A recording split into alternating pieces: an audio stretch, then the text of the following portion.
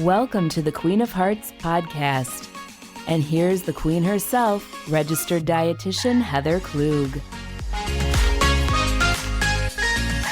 Hello, everyone. Welcome to the Queen of Hearts podcast. Hello, Heather. Hi, Bethany. So today I'm here with my co-host, Bethany DeBroux Adams. And it's a very special day, everyone, because it's Bethany's birthday. Yay! So it's Bethany's birthday bash, everybody. So I thought we'd celebrate by getting to know our Health Communications Coordinator a bit better and find out what her birthday is like. So first of all, happy birthday, Bethany. Thank you, Heather. It's so nice of you. She brought me a nice little gift, too. That was very sweet. I appreciate it. So has it been a nice birthday so far? So far, so good. Can't complain. All right. I'm still here, right? Good. So I'm going to ask you one of the questions you asked me on my birthday. Uh-oh. And that is, are you a birthday lover or a birthday hater? I am a birthday liker. That wasn't one of the choices. I know. I have a tendency to do that. I fall, I think, kind of right in the middle. Like, I'm not overly loving my birthday. I'm not hating my birthday.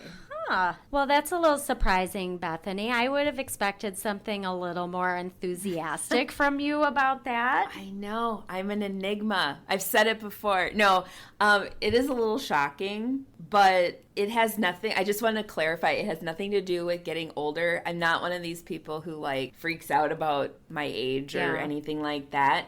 It's more... So summer is my favorite season, and my birthday tends to, fall, like, more often than not, it falls on Labor Day weekend. Oh. And even, like, as a kid when I was in school, my birthday was on the first day of school several times. So, like... My birthday has that, it's my birthday. And then it's got like that bummer quality of it being the end of summer and back to school. And plus my parents were both in education. So my mom was a teacher, my dad was a principal. And so that was like their crazy busy time of year. So sometimes my birthday would be like, okay, we'll give you your presents and we'll have you a little cake, but then we'll celebrate later in the week. Or, we just don't have a lot of time, So... I have a little love-hate kind of thing going with that. Oh, definite mixed feelings. Yeah. I get that. If you guys listen to the podcast we did for my birthday. So Bethany's birthday is at the end of summer, beginning of the school year. And yours is the opposite. Mine is the exact opposite. So mine was often like the last day of school or close to it. So you're doing tests and then you might not see friends for a while. Right, if they didn't live near you. So, so I totally get that. All right, so did you have any memorable birthdays growing up, Bethany? Yeah. I mean, obviously, and we talked about this too with you, birthdays were a little bit less crazy than they are now when it comes to kids. But I think one of my favorite birthdays was when I was 5 and I had my first slumber party. Really? Yeah. Seems a little young. Well, I had my 2 best friends, and one lived across the street and the other one lived in the house behind ours. Oh, so if they got scared and wanted to go home, it wasn't, you could just walk them to their house. Which was perfect because one of them did. So my dad had to do that. But yeah, the beginning of the night, we went out for dinner at that famous, fabulous fine dining establishment, McDonald's Playland. So we had that, and then, I had made these paper crowns at my grandma's house for each of us to wear, and so I remember I changed into my pajamas, and they planned to just be like, ta-da, when I came into the kitchen, and there's actually a picture of it. It's very sweet. So that was a very memorable, happy birthday for me. And then, I remember having like a dual party. There was a girl in my class. We had the exact same birthday, except she was 1 year older than me. Okay. And so we had a roller skating party. Ooh, so it was like a 2 for the price of 1. And then, when I was in college, obviously, my 21st birthday was kind of memorable. I was a senior at UW-Madison. So, as you can imagine. Well, that sounds like you probably had fun. I did, but it was remarkably, reserved because... my birthday was a Saturday that year, which sounds like it would be super crazy, but it was the first football Saturday of the season. Say no more, people. Yeah. If you've never been to Madison for a Badgers football game, it's crazy town. Like, there's so many people there. Exactly. And that is exactly what happened. I mean, I went to the game, and then my boyfriend's roommates had a party, and so we were there, and then it was like, oh yeah, let's go to the bars so you can get your free, drinks or whatever. And the lines were so long to get in. We went to 2 places, and that was it. So, I mean, it was fine. I didn't get, I actually remember my 21st birthday, unlike a lot of people. So, that's a little, that's a plus. That's good. That's good. Now, what about recently? What is the best birthday you've had as an adult? Ooh, pressure, right? It was probably a few years ago. My husband and I took a trip to the Twin Cities in Minnesota for the Minnesota State Fair. And so we drove halfway the night before my birthday and spent the night at my mom's house. So for my birthday, I got to wake up at my mommy's house, and have lunch with my mom. And, she gave me birthday presents. And then my husband and I drove the rest of the way, and he took me shopping at Mall of America and out to dinner. Mm-hmm. And then the next day we went to the Minnesota State Fair, which was amazing. It's something to see if you've never been there. And then the day after that, we went to the Minnesota Renaissance Fair, which was, we spent most of the time petting. They had a whole area with baby animals, and you could hold baby goats and all this stuff. So that was where I was all day. Oh, that sounds like heaven for you. Yeah, it was great. And then the last day, my husband took me to the outlet mall and bought me some more presents. And more presents? I know. He's You're spoiled. I am spoiled, and he is really, really good at giving gifts. So, well, that's nice. I know. I pick on him for a lot, but he's an exceptional gift giver. So okay, wonderful.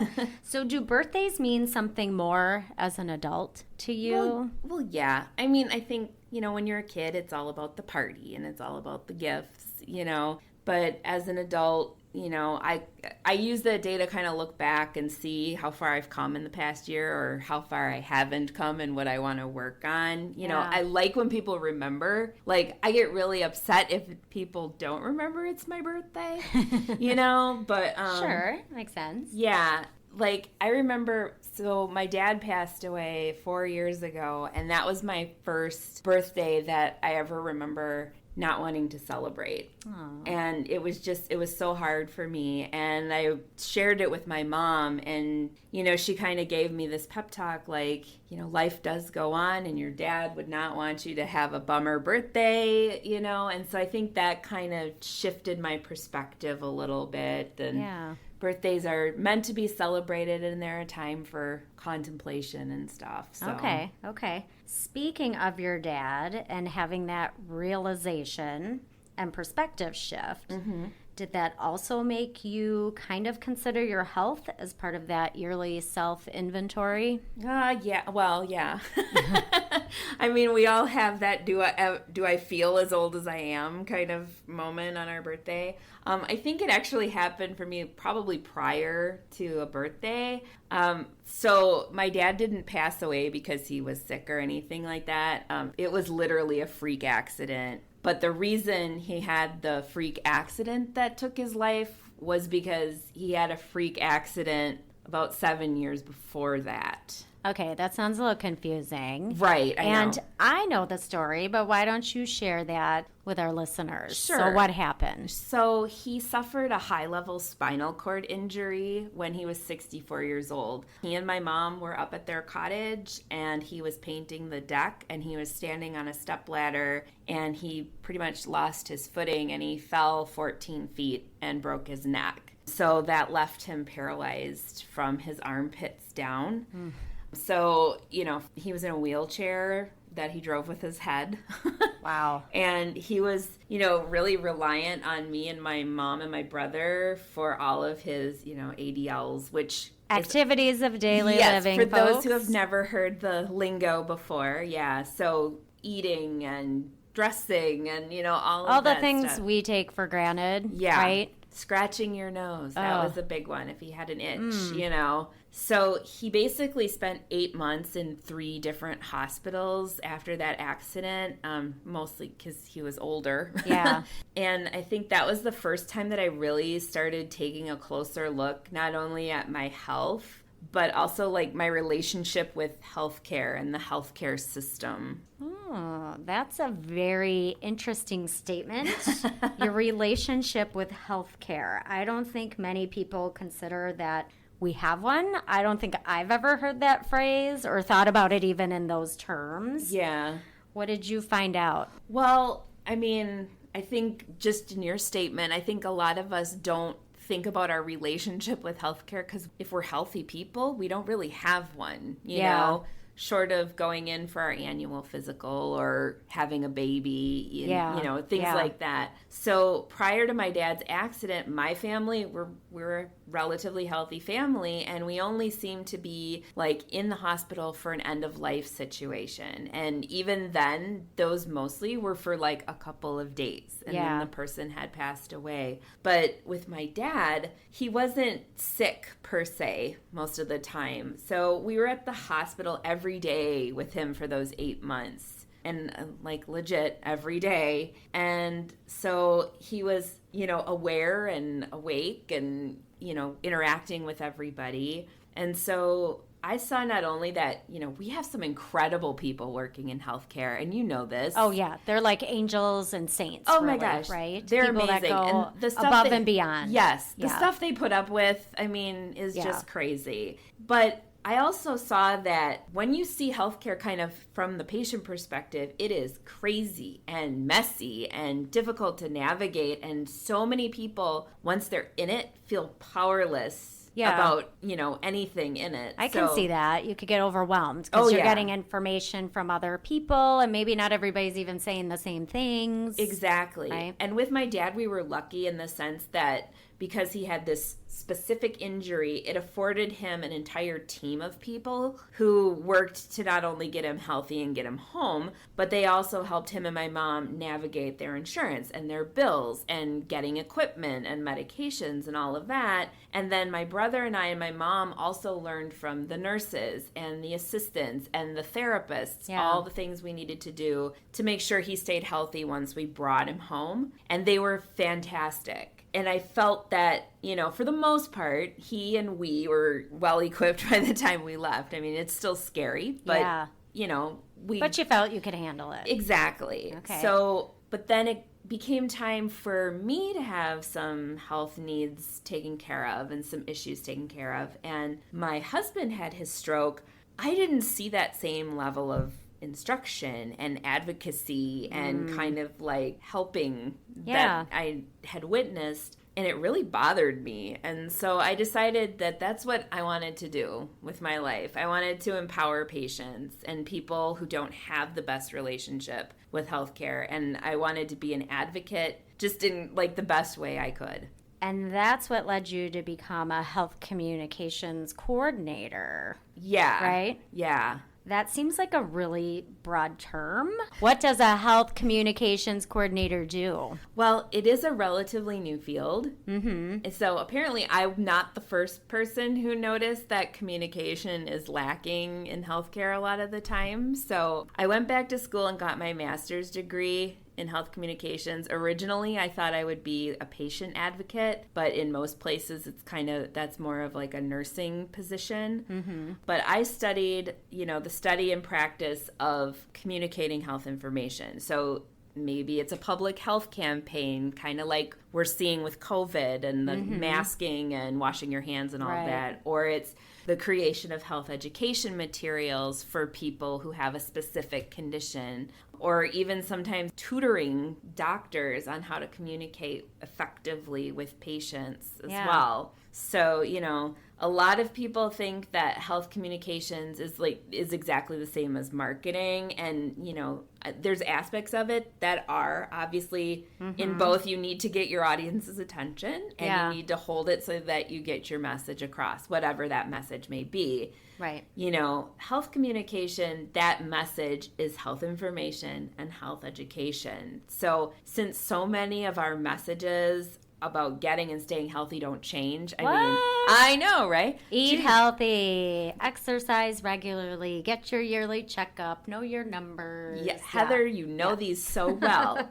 So our storytelling needs to change to keep that message fresh and to make sure it's reaching members of the audiences that we're trying to reach. And then if people end up in the care of a health professional, it's my job to make sure that they understand, what that care is going to look like, what their role in that care will be, and how to feel empowered by all of the information that they're getting. Because it's so easy to feel lost and overwhelmed. And I think patient outcomes aren't as good if they're feeling like a passive person in all of this. Okay. If they're actually feeling active in their care, they're going to do a lot better. Okay, that makes sense. That sounds like a lot to get across, though. Was this something you'd ever considered before your dad's accident? No. I think, I had my fleeting moment of wanting to be a nurse when I was in first grade. But beyond that, no. But I'm a storyteller by nature. So I've been writing and making up stories and stuff from when I was little, even into middle school and high school. And then when I got to college and it was time to pick a major, I chose English. Both my mom and dad were English majors, so it's in the blood. But I went a step further and got a specialization in writing. So, that helps me a lot because I take those storytelling qualities and the creativity and the lessons I learned about narrative structure, and I can apply them then to health information, which makes it a little easier to relate to for people. Yeah, you've been able to apply heart healthy information to so many things that we do in the Carignan Center. Every year we have an open house, and since Bethany's come, it's she's done great things with that, been really creative. For those of you that haven't been to them before, we've done everything from fashion and the color red and what that really means. This past year we did, a luau to talk about the healthy lifestyle of Hawaiians. Right. So, this year we're going to do a virtual open house, which I don't even know how we're going to do that yet, but I know I don't either. So. I know, but I know Bethany is going to do something amazing with it, right? Thank you. She's going to research it and figure out some really creative ways to get people engaged with that. And who knows, it might be our best one yet. Well, I hope so. It's a challenge, but it's so much fun to rise to that occasion, especially the fashion one was really, really fun to do. Yeah. Because, it's amazing how much you can apply everyday things to being heart healthy. Right. You wouldn't think you could, but you can. Well, let's switch gears a little bit. Okay. So, seeing as it's your birthday, I will ask you the question you asked me, even though I already know the answer. Uh-oh. Okay. So cake or no cake? Oh, yeah. You know the answer to this. Yep. Definitely cake. I don't get cake very often. It is not something that, I don't get enough cake, Heather. Aw, poor Bethany. But especially now that we're not at the hospital. I know. Well, her point to that is a lot of the different celebrations and things around the hospital will have a big cake. And as soon as I hear that, I am the first person out of the office to go grab a slice. So I'm annoyed, but Bethany's happy. Heather always wants there to be a vegetable tray, but I am all for the cake. Or fruit, at least. Or fruit. But I will take the cake every time. Ha! See what I did there? One of my favorite birthday memories was the year my uncle, who worked at a grocery store, he took me in to be in the bakery, and I got to help make my own cake. So I got to pick the flavors. So I had a marble cake, and then I got to help the lady decorate it. And like a behind-the-scenes tour I know. Of the bakery? Oh, my gosh. It was cool. so great. And if bakers didn't get up at 3 in the morning, I would totally be one. But Gremlins was big that year. So oh, Gizmo. I had Gizmo on my cake, and he was totally drawn and filled in with piping gel. And then there was all of these roses. Because, I loved frosting roses at the time. And so, it was Gizmo and a bunch of pink and purple roses. Huh. It's a bizarre, I have a picture of it somewhere. I'm trying to picture that. It was hilarious, but it was delicious. I bet it was. All my brain can think is, oh, Oh my gosh, sugar, sugar, sugar. All right, so my last question for you, Bethany. What would your perfect birthday look like? Ooh, well, it would be the first day of a nice vacation. Not the day that you travel to where you're going, like the day you wake up when you're there. Okay. I'd say I'd wake up later and have brunch. My husband would be there, so we'd have brunch together. And I picture me being somewhere at a beach. So I'd like to go to the beach and maybe snorkel if we were somewhere tropical. For my long lamented and never taken vacation that I was supposed to have in April, we were going to go horseback riding, and then like the horses swim for part of the ride. So I would want to do that, like if it was feasible. That sounds cool. And then I'd have a fabulous dinner, and then I would just love to be like hanging out, watching the sunset with my husband. And since it's perfect, my dog would be there too. He doesn't often accompany us on vacations. So in my dream, he would be there with us. So well, that sounds like the perfect combination of like fun and then relaxation also. And a massage. Ooh, how did you forget the massage? How did I forget a massage? Well, now it's even better. Right? Oh, that sounds great. Well, hopefully after COVID-19 is over, you can have a day like this, Bethany. Hopefully we all can. Yeah, that's true. That would be nice. So happy birthday again to Bethany. Thank you. So that's it for today, everybody. Thank you so much for listening in. I hope you learned more about Bethany.